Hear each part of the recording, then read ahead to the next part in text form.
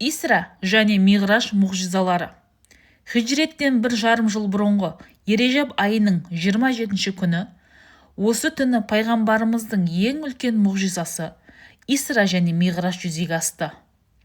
Жабриил періште Мұхаммедті, оған Алланың салауаты мен сәлемі болсын, Харам мешітінен алып, пыраққа отырғызған күйі Ақса мешітіне алып келді. Сол жерден көк жүзіндегі керемет тылсымдардың және Алла тағаланың құдіретін көрсететін аяқтарды бір-бірлеп көрсету мақсатымен ғарыштың әрбір қабатына жоғарылатты. Сидратул Мұнтаха деп аталатын ең жоғарғы қабатта мекен мерзім ұғымдарынан тыс ұлы жаратушы Алла тағаламен жолығып, керемет кәләмін есту құрметіне ие болды.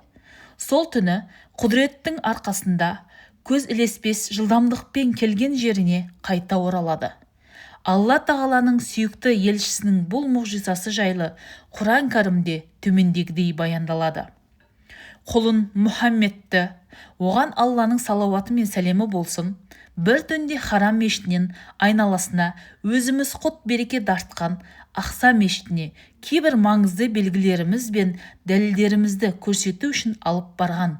Алла мінсіз мұқтаждық пен дәрменсіздіктен, кемшілік атаулыдан ада.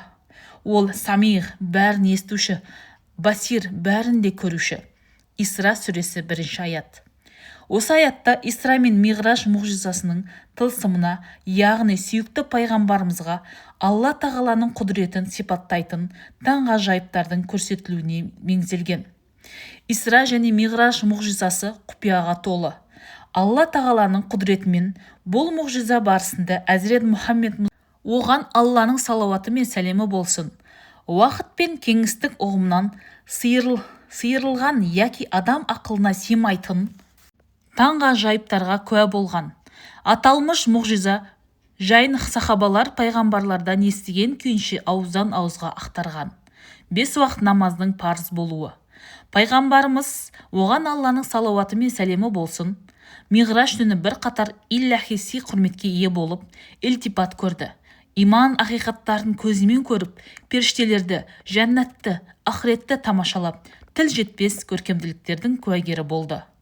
Осы түні берілген ең маңызды сый Бақара сүресінің соңғы аяттары.